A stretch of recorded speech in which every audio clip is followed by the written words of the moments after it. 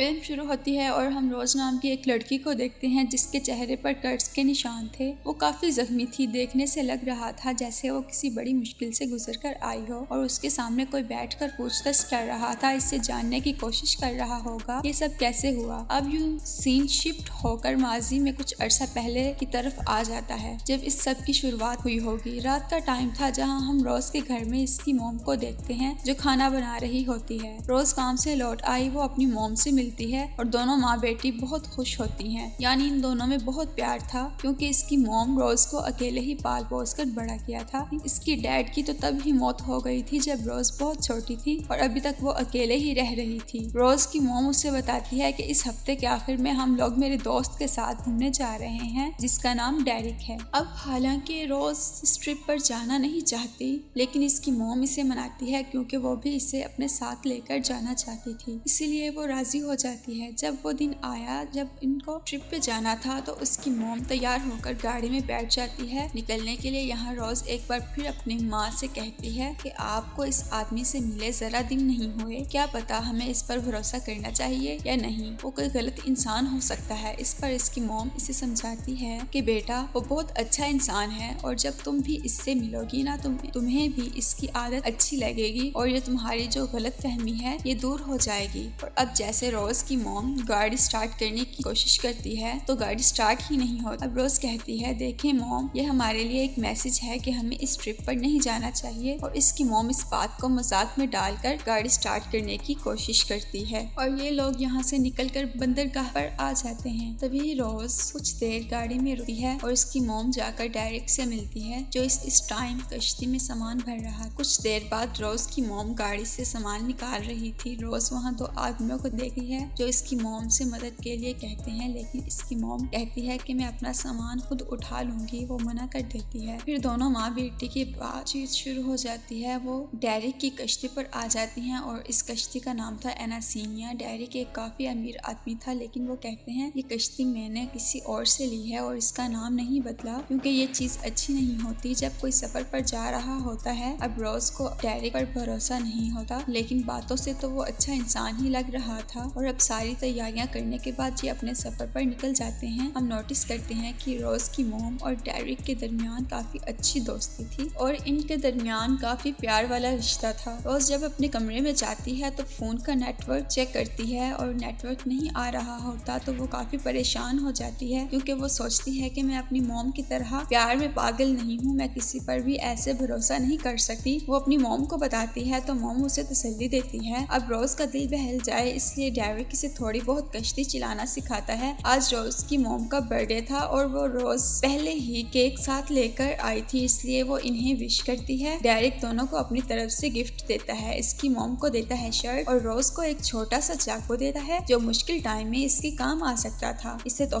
तोहफे से रोज को अच्छा तो लगा पर चाकू ये सोचकर थोड़ा अजीब भी महसूस करती है। पर धीरे धीरे डेरिक को लेकर इसकी नफरत जो थी वो कम होती जाती है। अगले दिन जब रोज की मोम अपनी तस्वीरें बना रही होती है तो अचानक हवा की वजह से वो पानी में गिर जाती है। ये देख डेरिक कश्ती रोक लेता है और रोज को कहता है कि जल्दी से नीचे जाओ और कंबल लेकर आओ। रोज जल्दी से नीचे गई और जब वो कंबल ढूंढ रही थी तो वहाँ कुछ हथियार देख लेती है जिससे वो थोड़ा घबरा जाती है। पर कंबल मिलने के बाद वो अपनी माँ की तरफ भाग गई जो खुशकिस्मती से बाहर आ चुकी थी और रोज इन्हें कंबल उड़ाती है। वो कहती है बेटा आई एम सॉरी, पर गिरते हुए तुम्हारा फोन भी मेरे साथ ही गिर गया। रोज कहती है मोम कोई बात नहीं, शुक्र है आप बच गई, मुझे आपकी फिक्र है ना कि मोबाइल की। तभी एक तूफान इनकी तरफ बढ़ने लगता है जो देखकर दोनों माँ बेटी परेशान हो गईं। इन्हें तसल्ली देता है डेरिक कि ये मामूली बात है, तूफान से कुछ नहीं होगा। बिल्कुल ऐसा ही हुआ, ये सही सलामत तूफान से निकल जाते हैं। अगले दिन दोनों माँ बेटी बात कर रही थी। रोज की मोम कहती है आई एम सॉरी बेटा, मैं तुम्हें अच्छी जिंदगी नहीं दे पाई। रोज बोलती है नहीं मोम, आपके साथ तो मैं बहुत खुश हूँ, मुझे कोई गिला नहीं है आपसे। तभी डेरिक भी आ गया। रोज इससे इन हथियारों के बारे में पूछती है। जवाब में वो कहता है कि हथियार मेरे काम का हिस्सा हैं क्योंकि पहले मैं एक पुलिस ऑफिसर रह चुका हूँ, फिर मैंने नौकरी छोड़ दी और अब मैं एक सिक्योरिटी गार्ड का काम करता हूँ। इस वजह से भी इन दोनों को इस पर ज्यादा शक नहीं होता। रोज को हथियारों में थोड़ी बहुत दिलचस्पी थी इसलिए डेरिक ने इसे गन चलाना सिखाता है। वो इस बात से हैरान भी होता है कि रोज काफी जल्दी सीख रही है। वो इसकी तारीफ करता है। मोम बताती है कि रोज के डैड एक आर्मी ऑफिसर थे, शायद इसी वजह से इतनी अच्छी हथियार चलाने में है। टाइम के साथ साथ अब रोज को भी डेरिक के साथ अच्छा लगने लगता है और एक रात जब वो सो रही थी तो अचानक शोर से रोज की आंख खुल गई। जब वो चेक करने गई तो एक दूसरी कश्ती इन्हीं की तरफ आ रही थी जिसमें 3 लोग थे और इनके पास हथियार थे। वो इनकी कश्ती में घुसकर गन पॉइंट पर डेरिक को और इसकी मॉम को डराने धमकाने लगते हैं और डेरिक से कुछ सवाल करते हैं जैसे कि वो किसी चीज के बारे में जानना चाहते हों। वो इन्हें कुछ नहीं बताता, इसलिए गुस्से में वो एक आदमी रोज की मॉम को थप्पड़ मारता है जिससे वो नीचे गिर गई। वो रोज को देख लेती है और उसे जल्दी से छुपने के लिए कहती है। रोज जल्दी से नीचे आ गई, गन पकड़ ली। इससे पहले कि वो वापस जाती वो उसकी मॉम को शूट कर देते हैं। गोली डेरिक को भी लगती है पर उसके कंधे पर लगे और वो समुद्र में गिर जाता है। रोज बुरी तरह से डर चुकी थी, वो नीचे ही छुप कर बैठी थी, हाथ में गन पकड़ी हुई थी ताकि अगर कोई आएगा तो वो अपने बचाव में उसे शूट कर देगी। वो जिस चीज की तलाश में आए थे वो ना मिलने पर वहाँ से जाने का इरादा करते हैं। खुशकिस्मती से उन्होंने रोज को नहीं देखा था पर जाते जाते वो कश्ती पर आग लगा जाते हैं। कुछ देर बाद रोज बाहर आई, अपनी मॉम की लाश को देखकर वो पूरी तरह से टूट जाती है। अब आग भी बुझानी थी तो वो अपनी जान बचाने के लिए आग बुझाने में लग जाती है जिसमें वो कामयाब रही। फिर अपनी माँ को खोने की वजह से वो बहुत रोती है। वो एक तरह से अकेली पड़ गई थी, इसलिए पूरी रात इसे नींद नहीं आती। सुबह वो खुद को संभालती है तो अपनी माँ की लाश को कपड़े में लपेट देती है। अब जो कपड़ा कश्ती के साथ लहरा रहा था जिसकी मदद से कश्ती आगे चल रही थी वो पूरी तरह से जल गया था। क्योंकि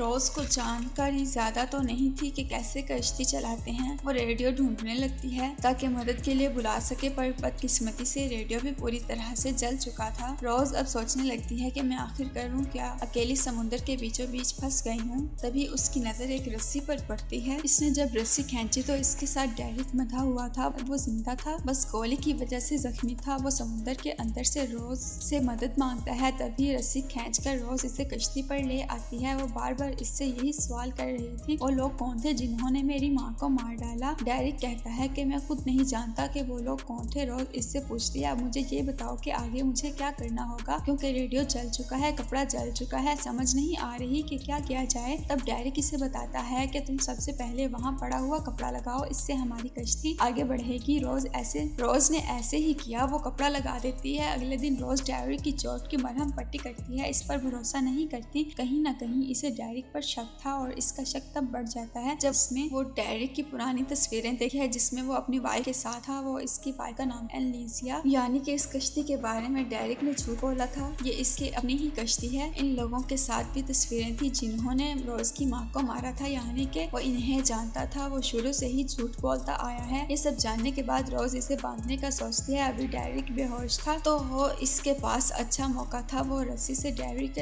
हाथ बांध देती है। और कुछ देर बाद जब वो चेक करने के लिए आती है तो डेरिक गायब था। रोज इसे ढूंढने लगी है। जब वो नीचे आती है तो डेरिक वहाँ था। जो रोज इससे पूछती है कि बताओ वो लोग कौन थे, डेरिक सिर्फ इतना ही कहता है कि तुम इस बारे में ना ही जानो तो ही अच्छा है। डेरिक इसे जरा भी डर नहीं लग रहा था, ना ही इसे रोज की मॉम की मौत का दुख था। वो रोज को अपनी बातों में उलझाने की कोशिश करता है। वो इससे कश्ती ठीक करवाने की कोशिश करता है क्योंकि इसका एक हाथ बेकार हो चुका था। रोज के पास भी इसके अलावा कोई और रास्ता नहीं था इसकी बात मानने के अलावा, क्योंकि डेरिक एक ही था जो इसे समुद्र से निकाल सकता था। वो लोग इंजन को ठीक करने लगते हैं लेकिन वो पूरी तरह बेकार हो चुका था, इसलिए अब इनके पास समुद्री हवाओं के अलावा कुछ नहीं था जिसके जरिए वो आगे बढ़ सकती थी। रोज अपनी मॉम की लाश गले से लॉकेट निकाल कर पहन लेती है। इनकी याद में ये देखकर डेरिक कहता है, तुम्हारी माँ को ये लॉकेट मैंने ही दिया था। पर रोज जानती थी कि वो झूठ बोल रहा है क्योंकि इसकी मॉम का ये लॉकेट तो काफी पुराना था, जबकि डेरिक से तो वो कुछ दिन पहले ही मिली थी। अब ये 2 दिन तक ऐसे ही आगे बढ़ते रहे पर डेरिक एक दिन काफी भड़क जाता है। वो गुस्से में बोलने लगा है क्योंकि नक्शे के मुताबिक वो अपनी मंजिल पर नहीं बल्कि इससे काफी दूर जा रहे थे। डेरिक का गुस्सा देखकर रोज घबरा जाती है। वो अपने कमरे में जाकर छुप जाती है, अपने बचाव में अपने हाथ में गन पकड़ लेती है। सुबह जब वो बाहर चेक करने के लिए आती है तो डेरिक एक कोने में बैठा था मायूस होकर। रोज देखती है कि सामने एक आइलैंड है। वो आइलैंड की तरफ कश्ती का रुख मोड़ लेती है। वो इस कश्ती के जरिए किनारे तक तो नहीं जा सकते थे, इसलिए इन्हें राफ्ट यानी छोटी कश्ती के जरिए वहाँ पर जाना पड़ेगा। डेरिक भी आइलैंड पर जाना चाहता था, इसलिए वो पहले ही राफ्ट में सवार हो जाता है, पर एक हाथ की काम न करने की वजह से इसे रोज की जरूरत चप्पू चलाने के लिए। रोज भी इस पर भरोसा नहीं कर सकती थी मगर मजबूरी थी, इसलिए वो चुपचाप राफ्ट में आ जाती है। जब चप्पू चला रही थी तो चप्पू का एक हिस्सा खुल कर पानी में गिर जाता है। क्योंकि ये रोज के लिए नया था इसलिए वो चप्पू लेने समुद्र में जाती है, पर इसे तैरना नहीं आता इसलिए वो समुद्र समुद्र में डूबने लगती है। जब वो थोड़ा सा डूब गई तो डेरिक को समुद्र में कूदकर इसे किनारे लेकर आना पड़ा। रोज बेहोश हो गई थी, इसकी सांसें बंद हो रही थी, पर डेरिक ने इसे होश में लाने की कोशिश की और वो होश में आ जाती है। खुद को संभालने के बाद रोज भी जंगल में आ जाती है। जब वो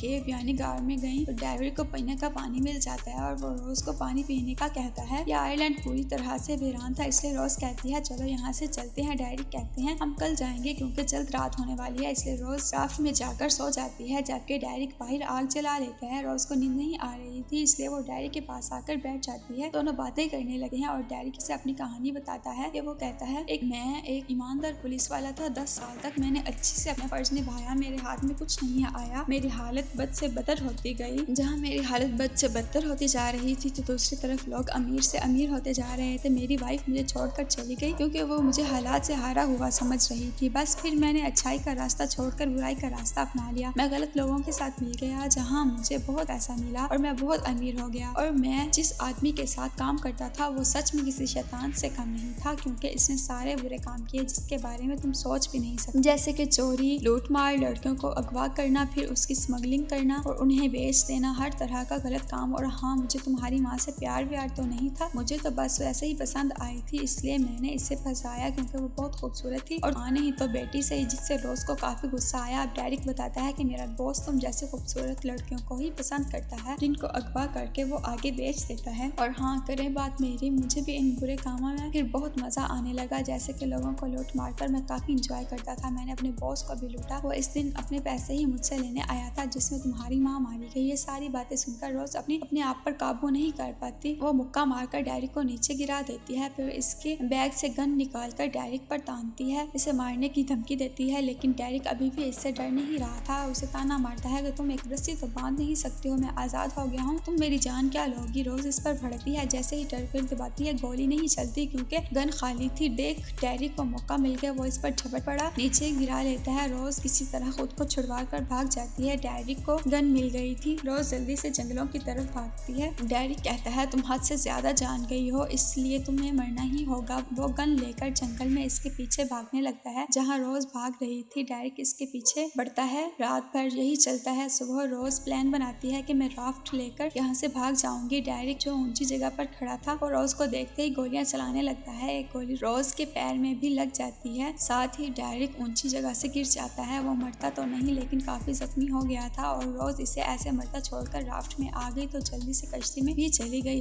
अब धीरे धीरे से कश्ती डूबने लगती है, इसलिए रोज भारी सामान बाहर फेंकने लगती है। फिर उसे अपनी माँ को भी समुद्र में ही छोड़ना पड़ा, लेकिन फिर कश्ती डूब गई और रोज को वापस राफ्ट में आना पड़ा। वो काफी रो रही थी। ऐसे ही 2 दिन तक वो समुद्र में रही। एक दिन इसे एक कश्ती दिखाई देती है। वो फ्लेयर गन की मदद से रोज कश्ती का ध्यान अपनी तरफ करते हैं। इन लोगों ने फ्लेयर गन की रोशनी को तो देख लिया था, लेकिन वो रात को इसकी मदद करने के लिए आते हैं, रोज को बचाने और अपनी कश्ती में ले आते हैं, इसे खाना देते हैं। और इन लोगों के पास हथियार भी थे, जिन्हें देख रोज समझ गई कि ये लोग जिन्होंने मेरी जान बचाई है अच्छे लोग नहीं है, क्योंकि तभी वो एक लड़की को देखते हैं जो नशे में होती है और इसे कहीं ले जाया जा रहा होता है। अब रोज नहाने का बहाना करके बाथरूम में जाती है। इसे अंदाजा हो गया था ये वही लोग हैं जिनके बारे में डेरिक ने इन्हें बताया था, जो लड़कियों की स्मगलिंग करते हैं। अब इसे तभी इनका बॉस दिखाई देता है जो शिप में आया था। इसे खूबसूरत लड़कियां बहुत पसंद हैं और प्लान बनाकर रोज अच्छी तरह से तैयार होकर बॉस के पास जाती है। वो इसे अपनी बातों में उलझा कर मार देती है। फिर ढूंढने पर रोज को और भी हथियार मिल जाते हैं। पूरी तरह बाजी पलट गई थी। रोज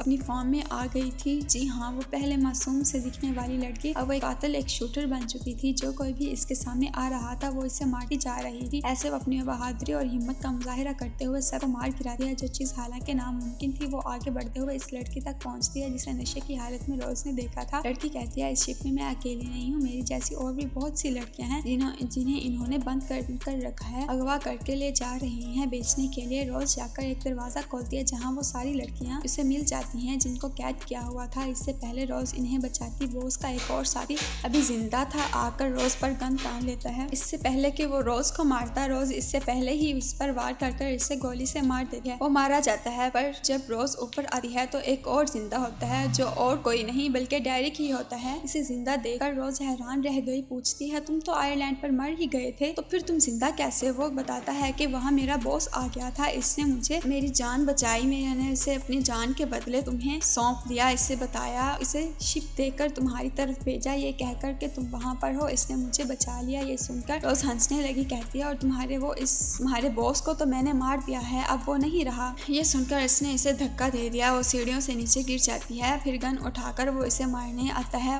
वहाँ से रोज तो गायब हो चुकी थी। जब वो इसे चेक करने आया तो रोज एक केमिकल छोड़ देती है। जैसे ही इसका ध्यान भटका, रोज को मौका मिल गया, वो चाकू लेकर डेरिक को मार देती है। ये वही चाकू था जो डेरिक ने इसे तोहफे में दिया था। अब शिप पर सारे बुरे लोगों का खात्मा हो गया था, सिर्फ रोज और बंदी बनाई गई लड़कियां ही जिंदा बची थी, जिनको रोज आजाद करवा देती है। लोग देखते हैं कि शिप बंदरगाह की तरफ बढ़ रही है। रोज समेत सभी काफी खुश थे क्योंकि इनकी जान बच गई थी। बंदरगाह पर पहुंचते ही सारा मामला पुलिस संभाल लेती। यहाँ से सीन वापस आ जाता है जहाँ से मूवी शुरू हुई थी, जब रोज जख्मी बैठी थी और कोई इससे पूछताछ कर रहा था। तब रोज एक पुलिस वाले को ये सारी कहानी बता रही होती है। इस पर पुलिस ऑफिसर रोज को इसकी हिम्मत की दाद देते हुए कहता है कि बहुत खूब, तुमने बहुत अच्छा काम किया और जल्द ही सारी लड़कियों को इनके घर भेज दिया जाएगा। यहाँ रोज कहती है मैं वापस अपने घर नहीं जा सकती, वहाँ मेरे लिए कुछ नहीं है, मेरी जिंदगी तो खत्म हो चुकी है। और पुलिस वाला ये कहकर वहाँ से चला जाता है कि तुम तो बहुत बहादुर हो, तुम्हारे पास तुम्हारा फ्यूचर है, तुम्हारा आने वाला वक्त है जिसके लिए तुम लड़ी, अब इसी के लिए तुम्हें जीना होगा। ये सुनकर रोज के अंदर एक हिम्मत आती है और वो फैसला करती है कि मैं मूव ऑन करूंगी और एक बार फिर अपनी जिंदगी को बेहतरीन बनाकर जीऊंगी। इसके साथ ये फिल्म इधर ही खत्म हो जाती है।